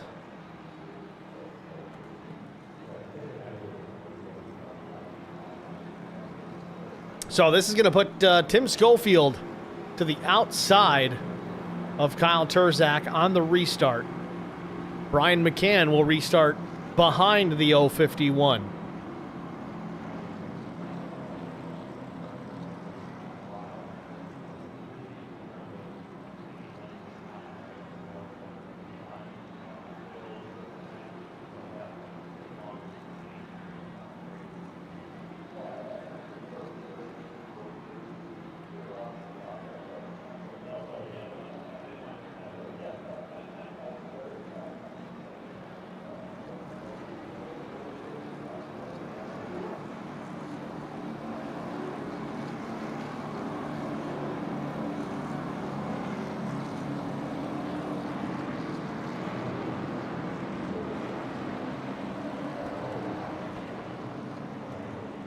Well, get ready, folks. Pace car lights are out, which means one thing. We're getting ready to go back to the green flag. Our first attempt at a green-white checkered finish.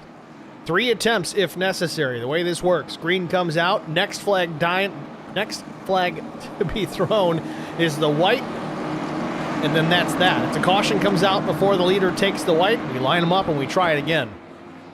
Pace car is in. Barney with the green in hand. Green is in the air. We're back racing. Turzak with a great jump this time.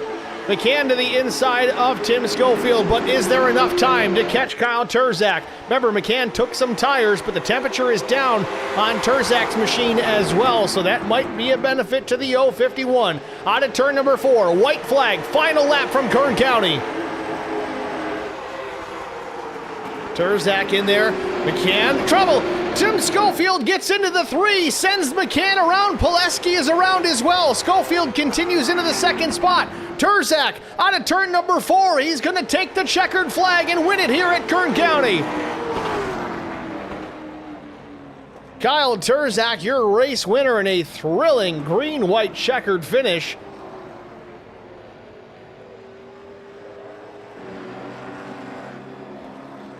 Certainly a happy man behind the wheel of that machine.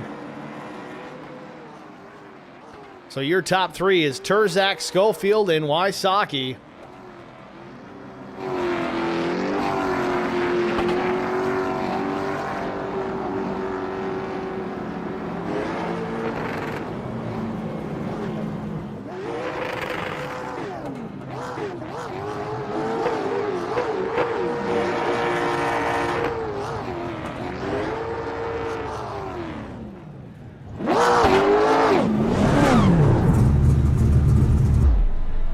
Parks it here at start finish. We're going to step aside, get our break out of the way, and be back hopefully with our top 3 after this. Stay with us. We'll be right back. I met Marco Scarza when we were doing radiothons for St. Jude Children's Research Hospital. We needed sponsors to help us raise money, and he's always the first one to jump in. I would describe Marcos and his team as upstanding, someone you can trust, and he is just a genuine guy. Marcos has been very generous. He has a genuine concern for people. You need somebody that cares about you. And that's what Marcos is, and that's pretty much what this firm is. The Garza Law Firm. Let us help.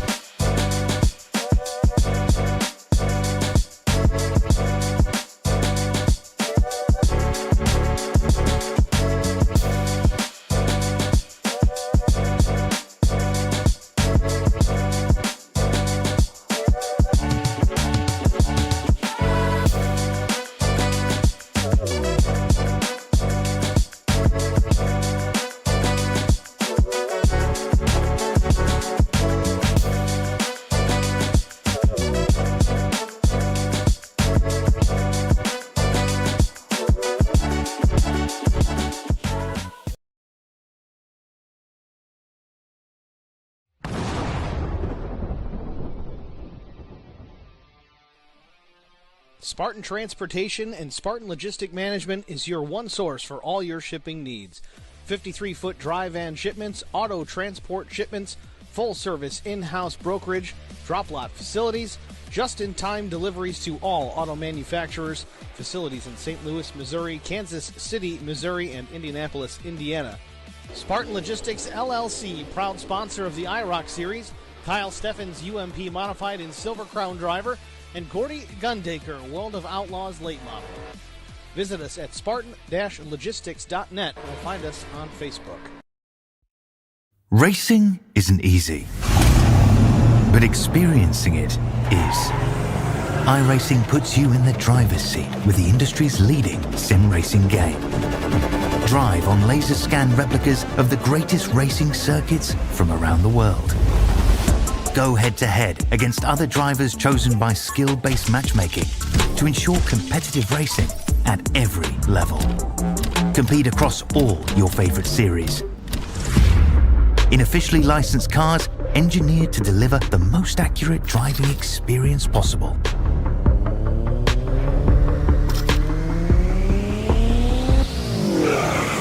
Join a race or host your own with players from across the globe. Race against the computer or in a league with friends. Feel the thrill behind the wheel. Visit iRacing.com.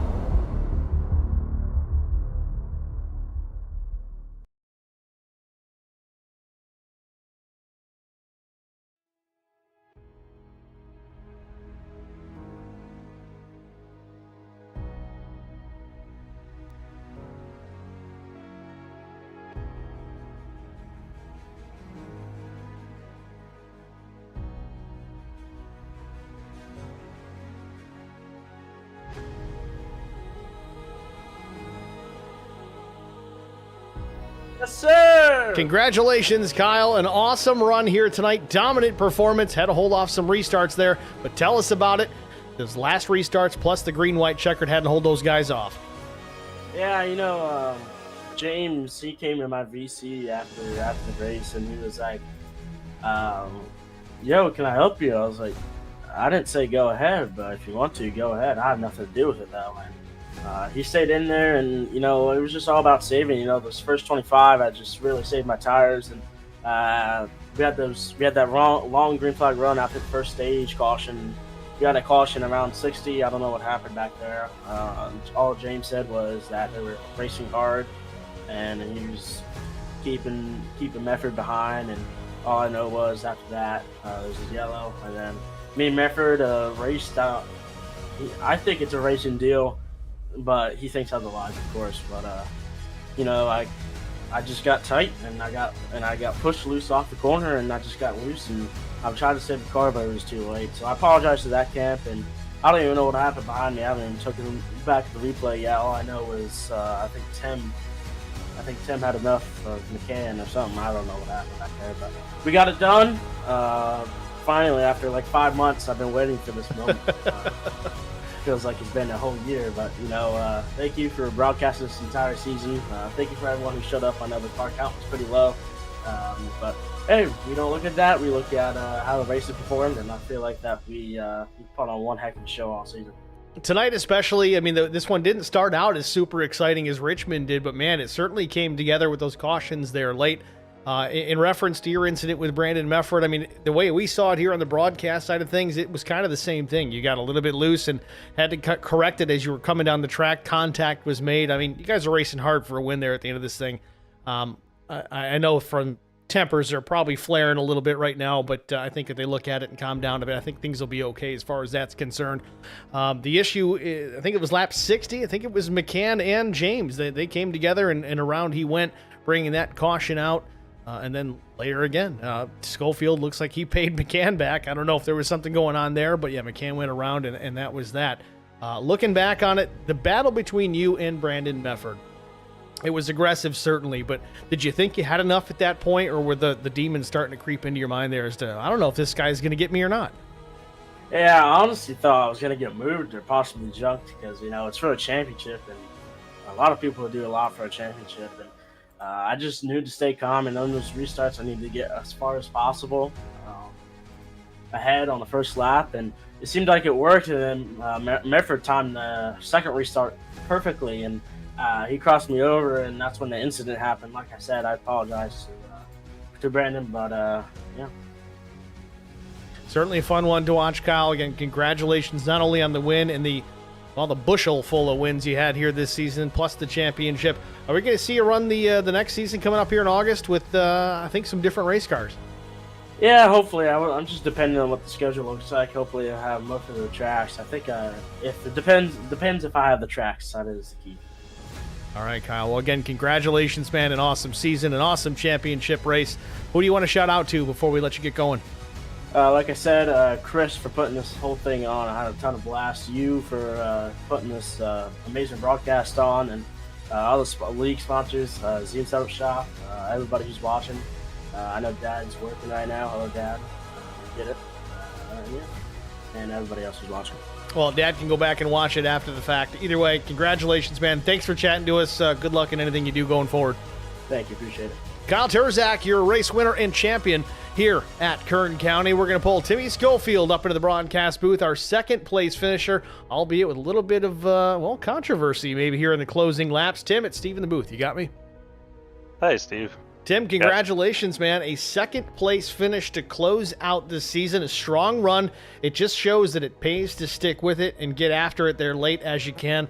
Took advantage of some new tires there later on in the race, but let's walk through the last couple of laps, specifically the contact with yourself and Brian McCann. I don't want to throw you under the bus, but it seemed a little egregious, but maybe let's get your side of it. Was there more to the story than what we saw on the broadcast? He was clearly faster than me and got me on the last restart there. I wasn't trying to wreck him. I just wanted to rattle his cage a little. Good man. No, I had no intentions of touching him in the corner. I just had a little bit of a last-ditch effort at a run to try to keep up, and I messed it up. But, definitely not the way I wanted to get that position. Well, he knows that. Brian McCann, I mean, his only saving grace here tonight, your even saving grace, I guess you could say, is McCann really needed to win this thing. And at that stage of the race, you guys were battling. Turzak was checked out. I don't think anybody was catching him at that point. So it was really a race between you guys. It's a racing deal. You guys are driving inches apart at speed. Those things do tend to happen once in a while, and I'm sure he's cool with it. If not, I'm sure you'll chat it out and get things squared away after this one's all said and done. But looking forward to things here. I think we're coming up in sometime in the month of August. We're going to restart, I think it's season 9 of the IROC Challenge Series. I think we're jumping into some cup cars. Not sure exactly which ones, but that's just kind of a teaser. Are we going to see the old number 12 out there? Oh, you bet. I'll be out there. Certainly looking forward to it. Tim, again, congratulations. A great season, a great finish here tonight. Certainly action-packed. Who do you want to thank before I let you go? I want to thank Brian McCann for letting me by on that last lap, and thank everyone for racing tonight. Hopefully we'll have a nice, rich field for season 9. Looking forward to racing with these guys again. So thanks for you for broadcasting, and Wally for putting this on. All right, Tim. Thanks for talking to us, man. Good luck in the next season. Thank you. Take care. Tim Schofield, your second place finisher here at Kern County. Doug Wysocki finishes out in the third position, but it looks like Doug has headed to the house. He is gone for the evening, so we won't get a chance to talk to Doug here on that one. No worries. It is what it is. I'm sure we'll chat at some point or another in the upcoming season. But with that, let's take a look at our race results. Of course, Kyle Turzak was the winner. Tim Schofield came home second after that big melee out of, I think it was turn 2. In fact, we'll go back and look at that before this one's out. Doug Wysocki, of course, was third. James Pileski finished fourth. McCann was fifth. Brandon Mefford was sixth. And Chris Wally rounds out in the 7th spot. So, yes, let's go back, try to get a look at that one here, see if we can let's get a better idea of this wreck between Tim Schofield and Brian McCann before we get off air here. Just want to take a quick gander at things. Yeah, Tim jumped down to the inside, made a little bit of contact. So while McCann's trying to save it, Schofield gets back to the gas, sends McCann up the racetrack. Pileski checked up for it a little bit, but Mefford's like, it's the last lap, boys. It's time to go. Wysocki sneaks through. That's how he picks up that third spot. A good job maneuvering through the wreck for the 34, but that's really what it comes down to. We'll watch it one more time.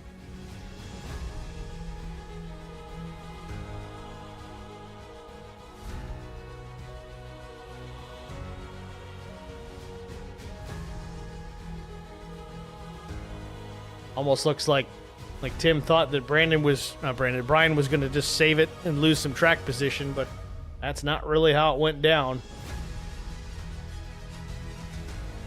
Then you see Wysocki just sneaking through the three of them. What a finish.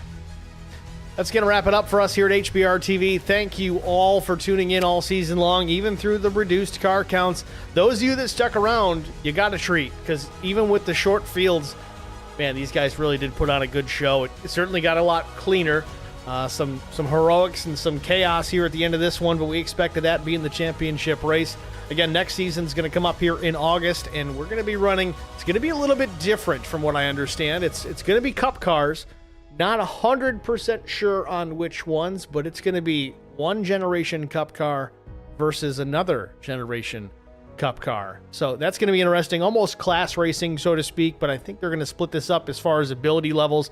The faster guys will take one style vehicle, and the not so faster guys will take a different style vehicle, so that, well, it helps keep the car counts up throughout the course of the season. You got guys that feel like they still have a shot, even though, you know, there might be a really fast guy in the other class, but okay, well, I'm in this class, but I can still compete against these guys. So almost two different championships being competed for within the race. So we'll see how that plays out going into August. All that going to be broadcasted right here at HBR TV. So stay tuned for that. Keep an eye out for those posts on YouTube. If you haven't already liked the channel, please go ahead and do that. Like the broadcast, share it, subscribe, all the good stuff. It helps us here at the channel. Certainly gets some fresh eyeballs on the channel and what we're doing here at HBR TV. It also gets some new eyes from the iRacing world on the IROC Challenge Series. Get some possible new drivers, some new blood into the series. Kyle Turzak, relatively new blood to the series this year, and you see how he dominated. I'd love to see him and Aaron Smith go at it here in August. Those two guys have just been lights out in their respective disciplines. We'll see how things play out here as we jump into the next season. With that, thank you guys all again. Certainly the IROC Challenge Series, Chris Wally, Dan Pinkston, Brian Rick, all those guys that have a big part of this, all the admins here in IROC. We do appreciate being a part of this great series. You guys have done a good job here, and you continue it on moving into Season 9 here in August. With that said, congratulations again, Kyle Turzak, on his 17th win of the season and the title, the championship here in the IROC Challenge Series, presented by RS12 Esports. Thanks for watching, everybody. Have a good night.